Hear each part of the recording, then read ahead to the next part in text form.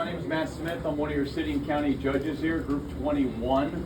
So I think we're going to have a couple other judges. I don't think the other judicial candidates, I don't think that they're in my race. I think it's the people who are showing up. I only have one opponent. So I'm not in their race. So I'm not in Ms. Brookings' race, and I'm not in Ms. Edwards' race. So I'm your county judge. I've been your county judge for just over 2.5 years. I'm in my 3rd year now. So real quickly, I'll tell you a little bit about myself. I was raised in a military family. Dad was in the Army. We moved around a lot. Lived in Germany. Was born in Virginia. Lived in Connecticut. Lived in Virginia. Lived in Germany. Lived in Virginia. Lived in Germany. Lived in Virginia.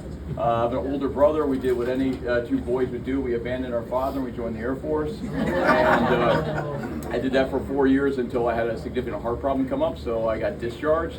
And then I went to law school. I went to law school at Florida State. If you're a Gator, don't hate me. At least I married a Gator, so at least I did that. But so I went to Florida State for law school, and I worked for Willie Meggs, who was the prosecutor up there. And I was the prosecutor for 5 years, and I enjoyed that. I enjoyed being a servant, and that's pretty much what I want to do: is government service and serve the people.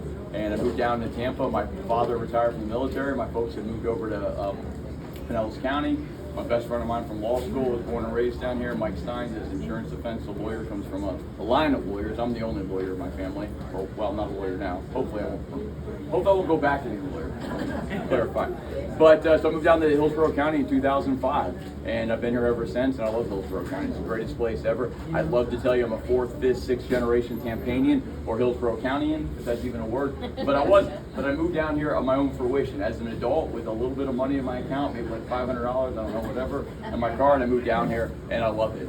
I worked for a couple administrations. I worked for, like I said, Willie Meggs up in Tallahassee. I worked for, when I got here, for Mark Ober, and I worked for Andrew Warren, and I worked for the Attorney General's office. I worked for Ashley Moody.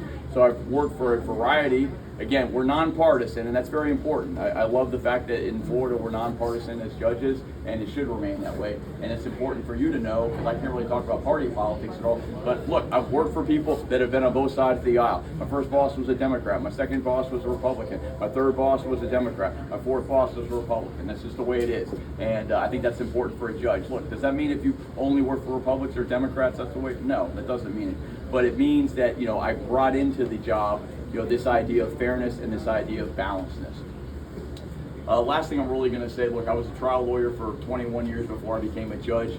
I think that's really important because in county court particularly, most of what we're doing, it's not federal court, is done in court. And so you want a judge who has been in court as a lawyer. Because the fact of the matter is most of the people in front of us are pro se individuals. Look, they don't have lawyers. It's in federal court. They're not writing these big memorandum of law. They're not filing these big briefs. They're just not. They're coming in and they're stating their case. They got some type of a problem that they're trying to resolve. Maybe they're trying to evict someone. Maybe they're getting evicted. Maybe they have a contract that they made with their neighbor to build a pool. Or maybe it's something like concert tickets or something very, like that. Everyday problems. They come in front of us and they have hearings and they have trials. That's how cases are resolved. So you want a judge that's been in trial.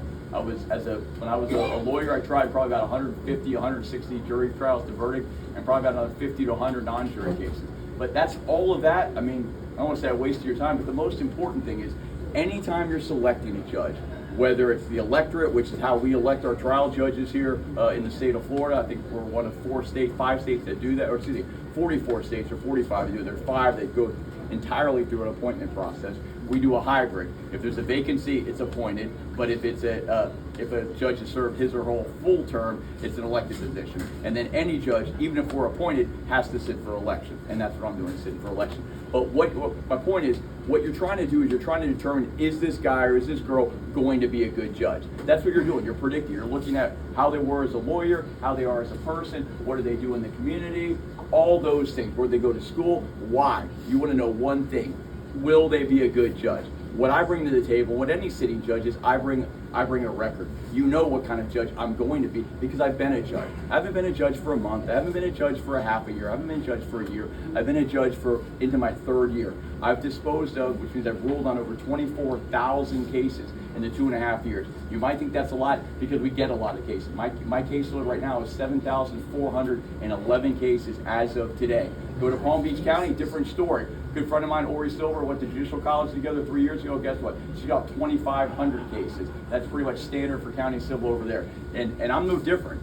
My friend Jim Giordino, who's on the bench, he's got 8,000 cases. Most of the county civil judges have right around 7,500 to 8,000 cases. But what I bring to the table is experience as a judge. You know exactly what you're going to get with me. You can look up any one of those 24,000 cases that I've handled already and see exactly what I did on them. And then furthermore, you can look up any of the 7,411 cases right now, 7,511, excuse me, that I have right now, and you can see what I'm doing. And one of the things I'm proudest of is all those cases I've disposed of, none of those cases have been overturned on appeal. And I'm proud of that. But the second thing is not every case gets appealed. And that's important because it's important for a judge to explain to a person what happened during the proceeding. Basically, why they won or why they lost. Look, one of my biggest faults, I think, is also my biggest attribute. I love to talk and explain things. I hate to talk about myself. Honestly, I don't. But I don't like to talk about myself. But I like to explain things. And that is very important in county court because at least 75% of the people that come in front of me do not have a lawyer. They don't understand the process. They didn't go to law school. A lot of them, it's the first time, second time that they've been in court. There's only two times that the government's going to give them a lawyer. That's one, if your liberty's at stake, if you're in a criminal case, or two, in a dependency case, when the government's trying to take your kids away. That's it. If you're getting evicted from your house, you don't get a lawyer. If you're trying to evict squatters from your house, you don't get a lawyer. If the pool guy went ahead and stiffed you, paid him 50 grand to build a pool, and he didn't build it, guess what? You don't get a lawyer. If you're someone who built a pool and you think it's perfect, and that's what the business that you're in, and someone wants to sue you for it, guess what? You don't get a lawyer. So it's very, very imperative that as a judge, you're able to explain that to people, why you rule things. And I always tell people before I rule, I say, look, there's going to be one of four situations going to apply with the law. One, I'm going to have to do something. And I will tell you that, and I'll read it from the statute because it's going to say the court shall. That means I have to. Number two, I'm forbidden from doing something. It says the court shall not.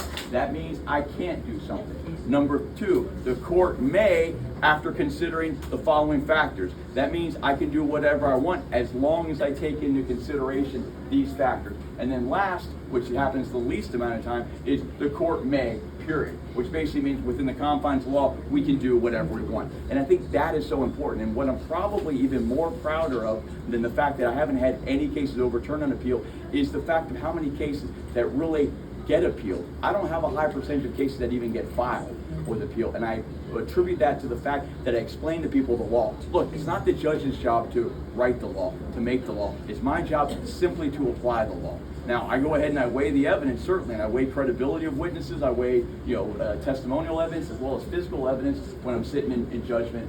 But what I don't do is I don't exert my own opinion about the law. It doesn't matter what I think about the law. And as I always tell litigants, you're not going to hear me say what I think about the law because it doesn't matter.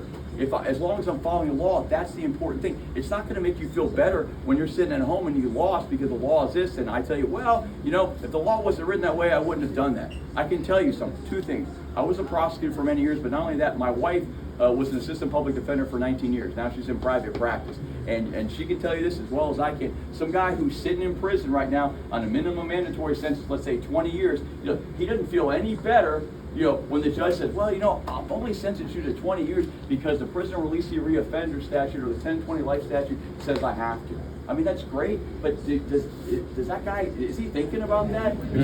No, he's not thinking about that. So I don't spend my time even telling people what I think about the law in terms of my opinion because it's not important. You don't want that. It's my job to go ahead and exercise my discretion soundly when I have it and to tell people when I don't have discretion. So again, August 20th, we are in the primary. It's not November. So August 20th is when you elect your trial level judges. Please remember me, Matt Smith. I've been your county judge for 3 years. I'd love to stay your county judge for 6 more years.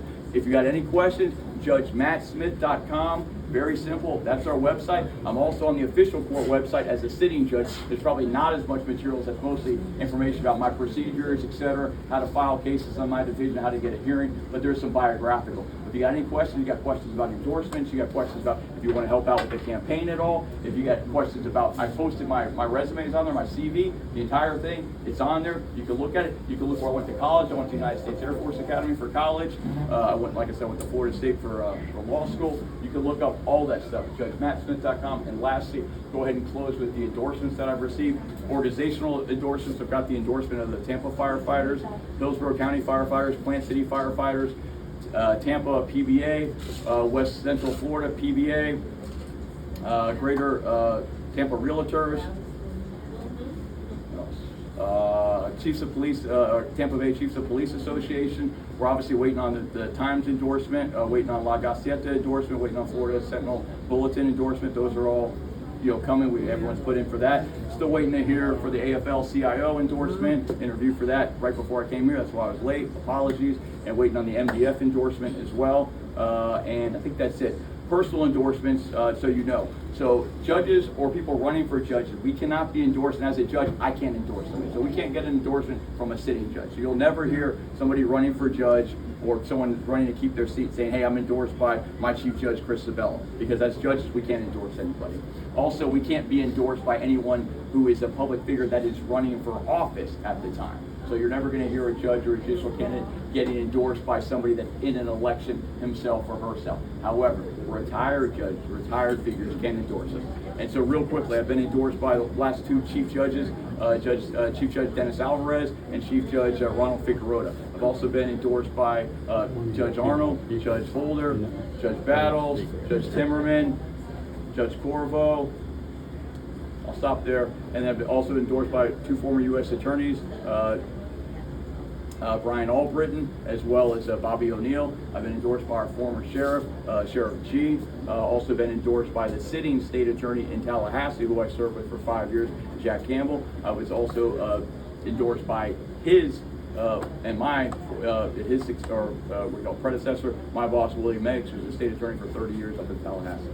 Again, any questions, judgematsmith.com. My phone number is on there. You can call me. Just don't call me to talk about a pending case. I can't talk about that, okay?